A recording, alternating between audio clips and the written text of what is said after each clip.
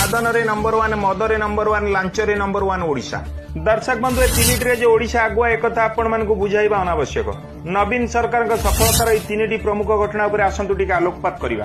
सरकार प्रथम सफलता है सारा राज्य में हजार हजार श्रमिक बाहर राज्य में दादन खटुचंती। किए केउठी मरुची तो किए निखोज हो जाउची, आउ किए ठिकादार निर्यातना सही सही बंचुची निज परिवार प्रतिपोषण पई। राज्य में प्राय 25 लाख ऊर्ध्व श्रमिक दादन खटुथिबा बेले सर्वाधिक दादन मुख्यमंत्री जिला गंजाम जिलू अच्छा, जार कौन हिसाब भी नहीं सरकार पाखे। आउ एपटे देखा गले ओडिशा रे चली अण ओडिया नियुक्ति और राजुति। द्वितीय सफलता है गाँ गाँव में मद दुकान घरे घरे मदुआ। राजस्व नहीं सरकार मालामाल, किंतु बढ़ुची अनेक अपराध, भांगी जाउची अनेक सुनार संसार।